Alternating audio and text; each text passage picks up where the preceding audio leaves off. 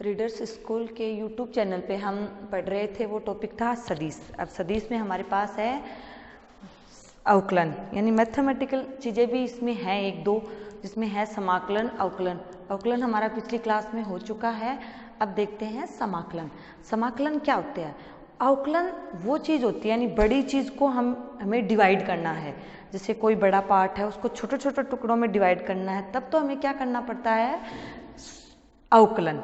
और जब हमें बड़े बड़े टुकड़े मतलब एक बड़ा टुकड़ा बनाना है, यानी छोटे छोटे टुकड़ों को जोड़कर एक बड़ा टुकड़ा बनाना है, तो वहाँ पे क्या करते हैं हम? समाकलन।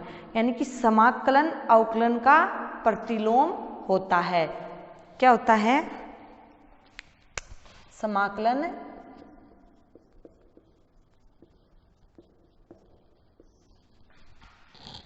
अवकलन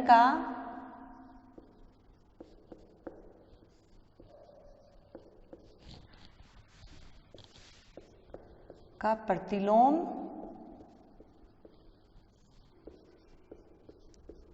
होता है, यानी कि इसका ऑपोजिट होता है। ठीक है। समाकलन में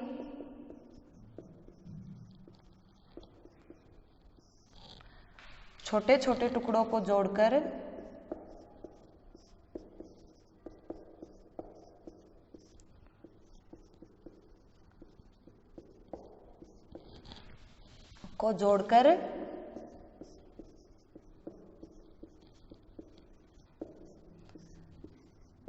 बड़ा टुकड़ा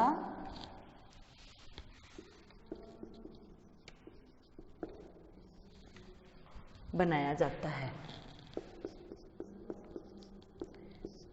यानी कि छोटे टुकड़ों का समेसन किया जाता है। अब देखो, अवकलन हम कैसे लिख रहे थे? df(x), ये इसका क्या था? अवकलित रूप। अब इसको हम समाकलित करना है, तो कैसे करेंगे? f(x), ये समाकलन का साइन है, f(x) dx, तो ये क्या आ जाएगा? f(x) constant. समाकलन के साथ क्या आएगा? एक कांस्टेंट राशि आएगी साथ में। अब देखो, ग्राफिकल रूप में हम समाकलन को कैसे लिखेंगे? ये तो क्या है? समाकलन की मूल अवधारणा कि समाकलन होता है वो अवकलन का ऑपोजिट होता है, और इसमें छोटे छोटे पार्टों को जोड़कर बड़ा पार्ट बनाया जाता है, और ये इसका लिखने का तरीका, यानी कि इसका साइन ये हो गया। अब देखो, ग्राफिकल रूप में इसको कैसे लिखते हैं? ग्राफिकल रूप में समाकलन को कैसे लिखते हैं? जैसे मैंने क्या कहा, इसमें छोटे छोटे टुकड़ों को जोड़ा जाता है। तो अब देखो, ये हमारे पास एक्स एक्सिस है, ये वाई एक्सिस है। एक्स एक्सिस पे हम क्या लेते हैं? एक एक्स बिंदु लेते हैं, एक x2 बिंदु लेते हैं, यानी कि पॉइंट ए पे x1 है, पॉइंट बी पे x2 है, और ये इसकी ऊंचाई है, ये कितनी हो गई? f(x). इसके बीच की दूरी को हम क्या लिख सकते हैं? डेल x, या फिर dx x2 माइनस x1। ठीक है। फिर इस पॉइंट मतलब ये बढ़ता हुआ है, तो इसमें एक बीच का पार्ट का जो एरिया होता है, यानी कि ये बीच का पार्ट का एरिया, ये क्या होता है? f(x) इसकी हाइट और dx इसका बेस, ये क्या होता है? समाकलन। ये एक छोटा सा पार्ट। ऐसे इस x1 और x2 के बीच में कितने अनंत पार्ट होंगे, तो हम क्या कर देते हैं? इन सब पार्टों को जोड़ लेते हैं। तो ये हमारे पास क्या आ गया? समाकलन, यानी कि f(x) प्लस c। अगर हमें पता है कि x1 व x2 के बीच में लिया है, यानी कि x1 व x2 इसकी लिमिट है, इसके बीच में हमने समाकलन किया है, तो लिमिट लेके करते हैं, तब क्या हो जाएगा? f(x), यानी कि इसको बोलते हैं नियमित समाकलन। ये क्या होता है कि हम इसकी लिमिट लेते हैं, ये x1 है, ये x2 है, और इसका हम समाकलन करते हैं, तो क्या आता है? f कैपिटल F x1 यानी x2 और कैपिटल F x1। यहाँ पे कांस्टेंट नियतांक नहीं आएगा नियमित समाकलन में। अब देखो आगे है समाकलन, नियमित समाकलन या निश्चित समाकलन, दोनों एक ही चीज है। फिर अब देखो हम करते हैं समाकलन के सूत्र लेते हैं, जैसे अवकलन के किए वैसे ही समाकलन के करते हैं। उसके लिए देखो हमारे पास टॉपिक होगा, वो क्या होगा, समाकलन के, इसकी मूल धारणा हमने पढ़ ली। अब इसके सूत्र देखते हैं, समाकलन के सूत्र। फर्स्ट चीज क्या है, यदि हम कांस्टेंट का समाकलन करते हैं तो हमारे पास क्या आता है, पहला क्या है, नियतांक का समाकलन। अब देखो नियतांक का समाकलन कैसे होता है, ठीक है। अगर नियतांक हमने a लिया, कांस्टेंट राशि ली, वो a ली, और a का हम dx के रिस्पेक्ट में क्या कर रहे हैं, समाकलन, तो यहाँ पे क्या आ जाएगा, ax प्लस c कांस्टेंट नियतांक यानी समाकलन का कांस्टेंट नियतांक। यहाँ पे तो क्या है, a कांस्टेंट और b इंटीग्रल। इंग्लिश में समाकलन को क्या बोलते हैं, इंटीग्रल कांस्टेंट। क्या है, a का जो इंटीग्रल हुआ वो क्या हुआ, ax प्लस c। अब देखते हैं दूसरी थ्योरम कि नियतांक फंक्शन के साथ मल्टीप्लाई हो, नियतांक यदि फलन के साथ गुणनफल में हो। क्या लिखेंगे, नियतांक का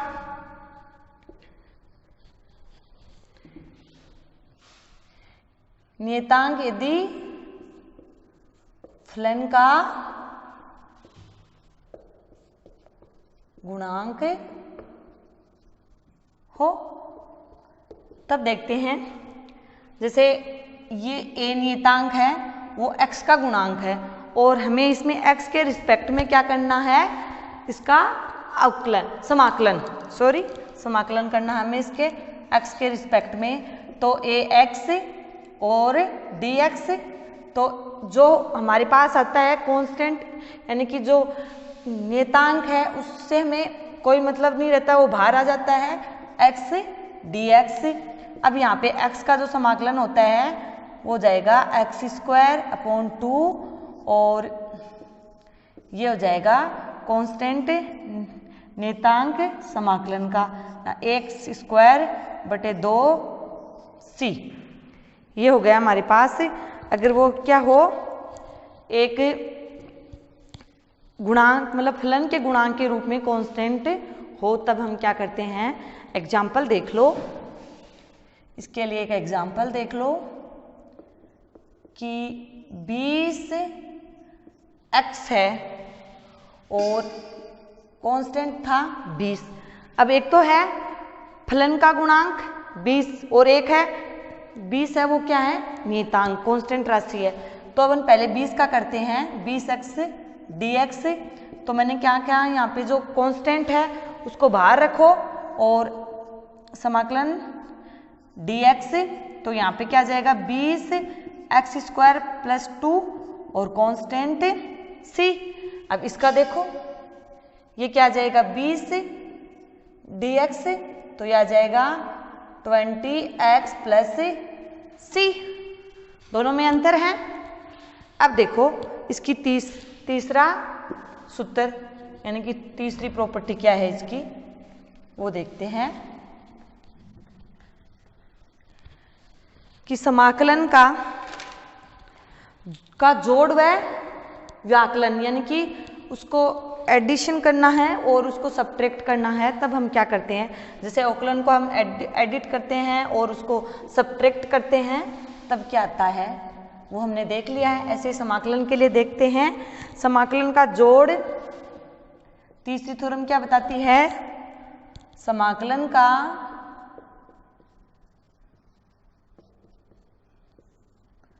का जोड़ व वैकलन,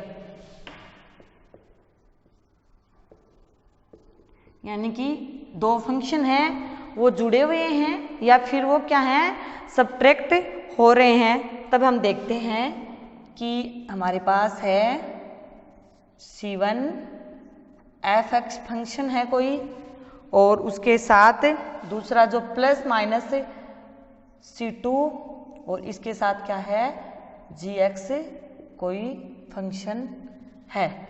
अब इसको हमें क्या करना है, x के रिस्पेक्ट में समाकलित करना है। किसकी रिस्पेक्ट में, x की रिस्पेक्ट में इसको समाकलित करना है। तो क्या आ जाएगा, पहले थ्योरम से हमें पता है अगर कांस्टेंट नियतांक किसी फलन के साथ हो, गुणन में हो, तो कांस्टेंट नियतांक को अलग रख लेते हैं, और f(x) और dx अगर उसके बीच में पॉजिटिव है तो पॉजिटिव लगाओ, अगर उसके बीच में नेगेटिव है तो नेगेटिव लगाओ। नेगेटिव पॉजिटिव, और C2 और gx dx, यानी कि दोनों का हम अलग अलग क्या कर देंगे, समाकलन कर देंगे। अब इसका एक वो देखते हैं क्वेश्चन, 4x² 5x³ का क्या करना है, हमें समाकलन करना है। अब देखो 4x² प्लस, अब मैंने क्या कहा, दो फंक्शन है तो उनको अलग अलग कर दो। किसकी रिस्पेक्ट में करना है, dx की रिस्पेक्ट में करना है। तो 4x² dx प्लस f(x3) समाकलन dx, कांस्टेंट को क्या रखना है बाहर, x3 3 प्लस 5x4/4, क्योंकि अगर कोई ऐसे फंक्शन है और उसका हम समाकलन कर रहे हैं तो क्या आता है, ऊपर n+1 और नीचे n+1, गुणनफल का समाकलन। ठीक है, तो अब देखते हैं कि दो फंक्शन लेते हैं, दो फंक्शन में हम उसको कैसे मल्टीप्लाई करते हैं। जैसे दो फंक्शन हो गए f(x) और gx, अब इनका हमें x के रिस्पेक्ट में क्या करना है, समाकलन। तो इसके लिए क्या हो गया, इसको हम फर्स्ट फंक्शन मान लेते हैं, इसको हम सेकंड फंक्शन मान लेते हैं।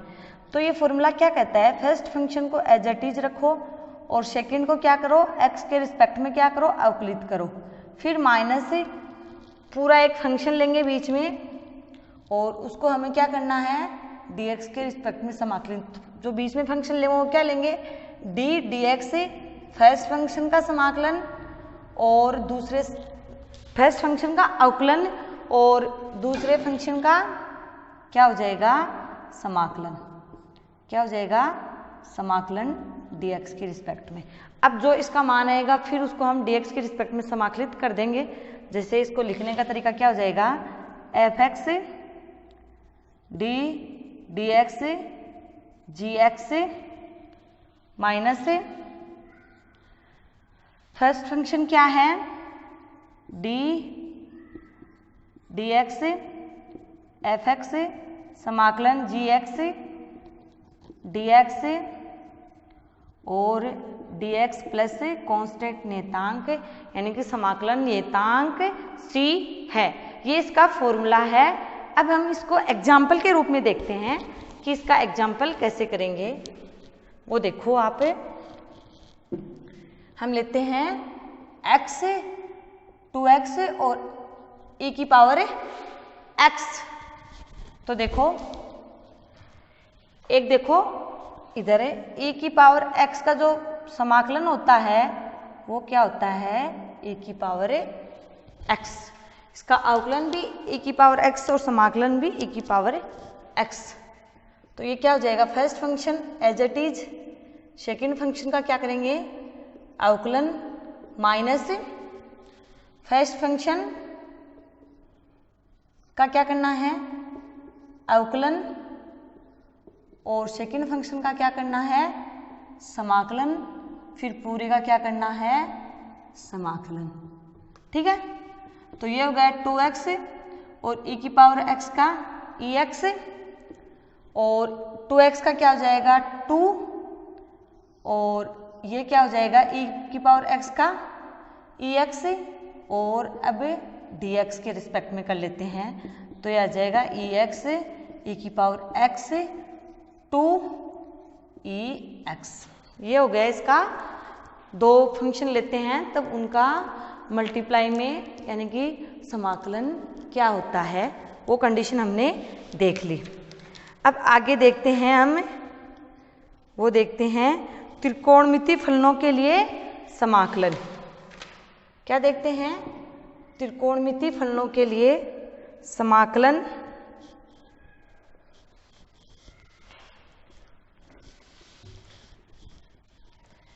पहले बहुपद के लिए देख लेते हैं। बहुपद का समाकलन क्या है? बहुपद का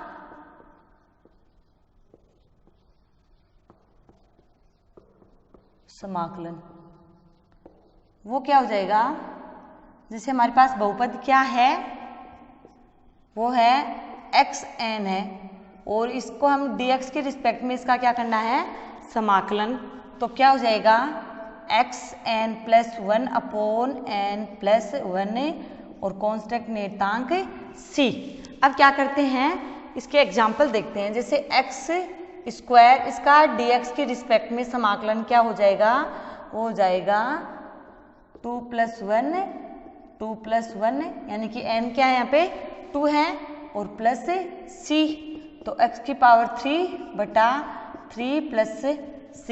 ये तो इसका समाकलन हो गया। x की पावर 1/4। अब देखो n क्या है यहाँ पे 1/4, तो क्या करेंगे 1/4 + 1 + c।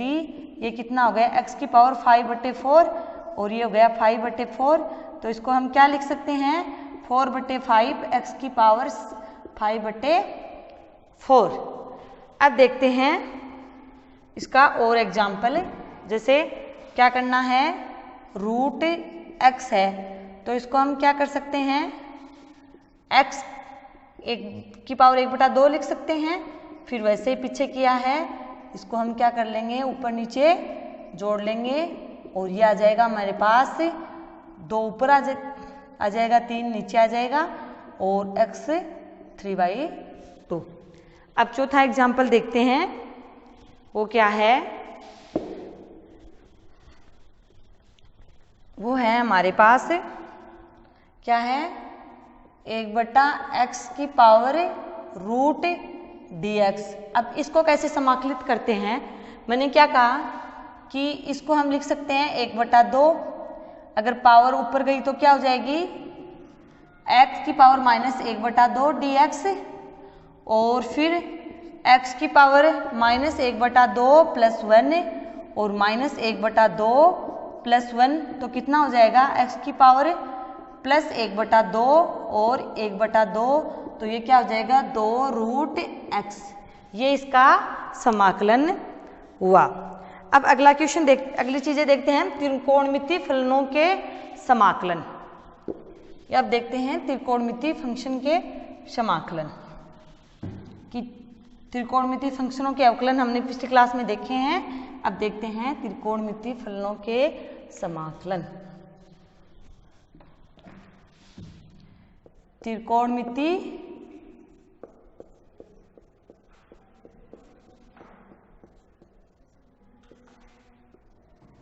फलनों के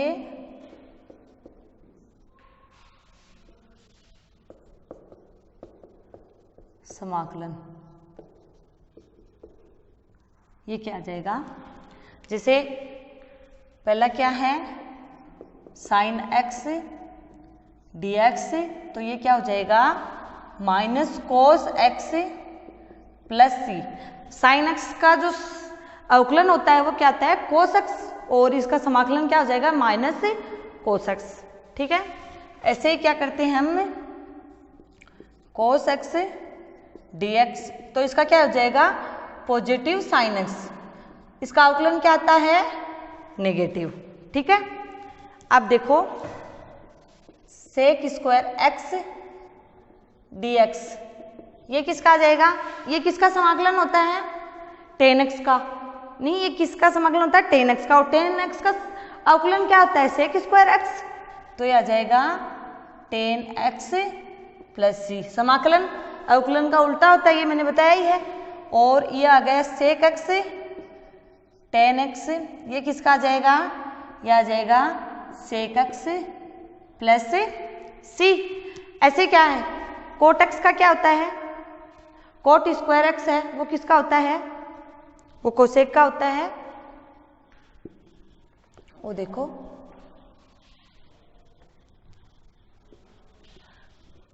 कि माइनस कोसेक स्क्वायर x, ये किसका हो जाएगा? ये हो जाएगा कोट x प्लस c। और माइनस कोट x और कोसेक x, ये किसका हो जाएगा? ये हो जाएगा कोसेक x प्लस c का समाकलन। अब हम देखते हैं, अगर यहाँ पे हमने पहले अवकलन देखा था कि sine a x plus b होता है, तब क्या होता है? और इसमें भी हम समाकलन में भी देख लेते हैं। क्या देखते हैं? Sine ax plus b dx। अब इसको अवकलित करते हैं तो हम डायरेक्ट कर लेते हैं कि साइन x का कर लेते हैं, फिर ax का कर देते हैं। पर इसमें ऐसा नहीं होगा कि इसमें ax प्लस b को हमें क्या मानना पड़ेगा? कोई कांस्टेंट मानना पड़ेगा। यानी कि इसको u मान लिया हमने, फिर इसको क्या x के रिस्पेक्ट में क्या करते हैं? यानी कि इसका क्या करते हैं? इसका पूरे का अवकलन। तो ये क्या हो जाएगा? ax कांस्टेंट का क्या होता है? 0 होता है। और ये क्या हो जाएगा? du। तो dx बराबर क्या आ गया? du बटे a। तो इसमें हम क्या लिख सकते हैं कि sine ax plus b dx ने क्या लिख सकते हैं कि साइन ax प्लस b क्या हो जाता है? हमने क्या माना है? u। और dx की जगह क्या लिख सकते हैं? du upon a। तो ये क्या आ जाएगा? a। और साइन u du, साइन का क्या हो जाएगा? Minus cos u upon a। अब हम क्या कर देंगे? u की जो मान है वो लिख देते हैं। तो हमारे पास क्या आ जाएगा? Minus cos a x plus b upon a और प्लस कांस्टेंट नियतांक c। ये होता है sine a x plus b का समाकलन क्या होता है? Minus cos a x plus b upon c और कांस्टेंट नियतांक वो होता है c। अब देख लेते हैं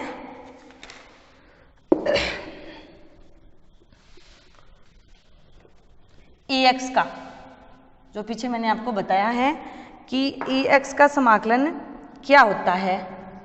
ex का समाकलन हो जाएगा ex x के रिस्पेक्ट में प्लस c। अब क्या करना है कि ऐसे ही ax प्लस b है तो इसका समाकलन x के टर्म में क्या हो जाएगा? वैसे ही करना है। ax प्लस b को क्या मानो? u, और वो आ जाएगी du बराबर अपॉन a, और ये आ गई dx के। तो हम क्या लिख सकते हैं इसमें? u और du अपॉन a, और e का हमारे पास पता है कि क्या आ जाएगा? u और अपॉन a, u का मान रख दो ax plus b upon a constant नियतांक c। ये किसका आ गया? ax प्लस b का dx के रिस्पेक्ट में समाकलन। ठीक है। अब अगला देखते हैं, यदि ये निश्चित समाकलन के रूप में हो तब हम कैसे करते हैं? क्या करते हैं? निश्चित समाकलन हो, क्या हो? निश्चित समाकलन हो, अर्थात जिसकी लिमिट निश्चित हो, किसी एक लिमिट के अंदर, दो लिमिट के अंदर वो काम करता हो। जैसे क्या है, हमने लिमिट ली a से b तक और किसी फंक्शन को हमने क्या किया? f dx। ठीक है। अब देखो इसको कैसे करेंगे? समाकलित करते हैं तो कैपिटल एफ बी और माइनस एफ ए, यहाँ पे क्या नहीं आएगी? इसकी लिमिट है तब इसमें क्या नहीं आएगा? इसमें कांस्टेंट नियतांक c नहीं आएगा। एग्जाम्पल के रूप में लिख लो कि x बराबर 2 है, x बराबर 4 है और हमारे पास 2x dx है, यानी कि लिमिट x2 लेके x4 तक दे रखी है और 2x और dx का हमें क्या करना है, समाकलन करना है। तो 2x का क्या हो जाएगा, कांस्टेंट है तो ये बाहर रह जाएगा और ये हो जाएगा x2 बराबर 4, x1 बराबर क्या है 2 है और x dx, अब x का क्या हो जाएगा 2, x की पावर 2 और 2 और ये हो जाएगा इसकी घात 4 है, इसकी घात 2 है, तो ये क्या हो जाएगा, ये हो जाएगा x की जगह यहाँ क्या लिख सकते हैं 4/2 की घात 2 और माइनस दूसरी में क्या लिख सकते हैं 2/2 की घात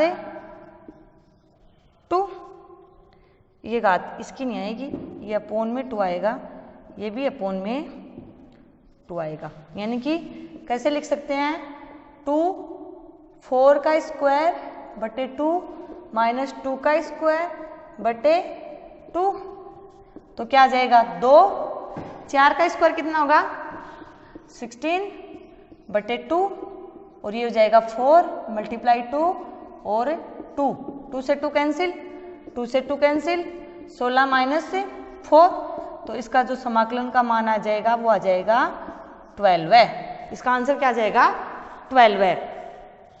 अब देखते हैं लघुगुणक फंक्शन, यानी कि लघुगुणक क्या है वो चीजें हम देखते हैं।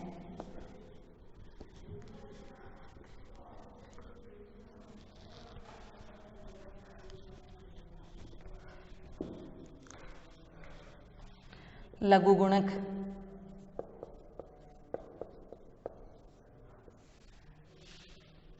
लघुगुणक ये क्या है कि जो टर्म log, यानी कि यहाँ पे ये इसका बेस है, ये इस फंक्शन के रूप में आती है, तो ये क्या है इसका लघुगुणक रूप है। यहाँ पे a क्या बताता है, इसका बेस क्या बताता है, बेस।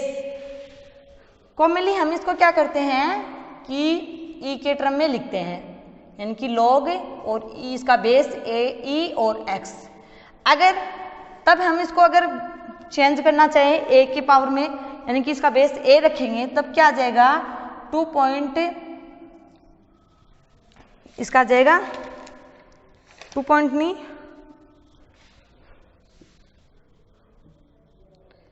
इसका आता है, ये आता है 2.3 और log यहाँ पे जो e था वो 10 बेस में आ गया, ठीक है। यानी कि log का मतलब बेस अगर e हो, अगर इसको a में कन्वर्ट करना है तो हमें क्या करना पड़ेगा, log e x की जगह क्या लिखना, बराबर क्या लिखना पड़ेगा, ये क्या है, इसको ऐसे लिख दो, ये क्या है log e x, इसको हम 10 के बेस में, यानी कि लघुगुणक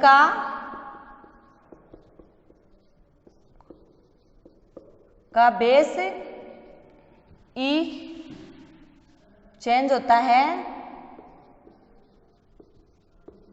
a में, तब हम क्या लिख सकते हैं log e x बराबर 2.303 log बेस 10 और x, ठीक है। अब देखते हैं कि log x का अवकलन क्या होता है। समाकलन log e x का जो करेंगे वो अलग होगा और log बेस a ही लेके चलेंगे, और log a x का जो अवकलन होता है वो क्या होता है, वो होता है 1/x।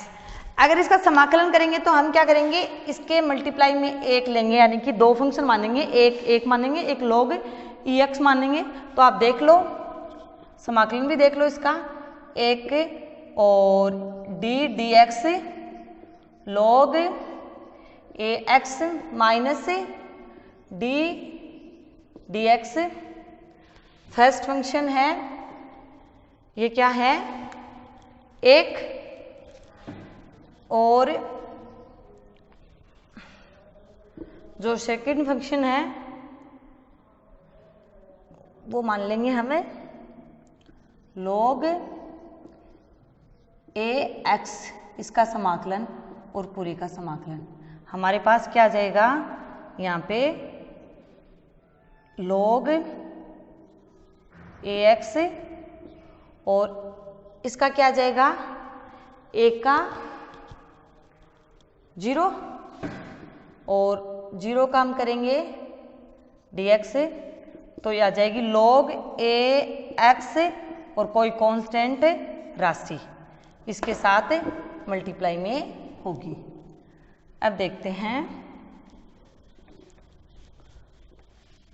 अगली चीज, देखते हैं कि इनको कैसे लिखते हैं log की टर्म को। जैसे log की बेस a m गुणा n, तो हम इसको क्या लिख सकते हैं log a m। अगर मल्टीप्लाई में है तो ये क्या हो जाएंगे, अलग अलग जुड़ जाएंगे, यानी कि ये जुड़ जाएंगे। अगर ये है log a m upon n, तो ये हो जाएगा log a m minus log a n। और ये है अगर log a और m की पावर n, तो पावर आगे आ जाएगी log बेस a m। ठीक है, यानी कि log अगर दो संख्या मल्टीप्लाई में है तो हम उनको क्या करेंगे, अलग अलग log लेके उनको जोड़ देंगे। अगर दो संख्या डिवाइड में है तो उनको अलग अलग लेके हम उनको सब्ट्रैक्ट कर देंगे। अगर उसकी पावर है तो पावर को आगे लाके जो बेस है उसको हमें log के साथ मल्टीप्लाई कर देंगे। अब क्या है, लघु गुणांक हैं वो क्या होते हैं, पूर्णांक व अपूर्णांक। पूर्णांक तो कब होते हैं, जब बाई साइड की जो संख्या लेनी होती है हमें पूर्णांक, और दाईं साइड की जो संख्या लेनी होती है तब क्या होती हैं वो अपूर्णांक। जैसे अगर नेगेटिव वाली संख्या आएंगी वो अपूर्णांक होंगी और पॉजिटिव वाली संख्या क्या होंगी, पूर्णांक। जैसे क्वेश्चन देख लेते हैं, जो नेगेटिव पावर आएंगी उनको क्या लिखेंगे, हमें बार के रूप में लिखेंगे। जैसे क्या है 8 3 2 5 6 का पूर्णांक क्या हो जाएगा, इसका पूर्णांक हम क्या करेंगे, क्योंकि इसके बाद में कितनी संख्या है 4, 10 की पावर 4, यानी कि इसका पूर्णांक हो जाएगा 4। अब देखो 0.00326, यानी कि संख्या कितनी है बाई तरफ 3, तो हम क्या करेंगे, इसका जो पूर्णांक आ जाएगा वो क्या आ जाएगा 3 बार, क्या आ जाएगा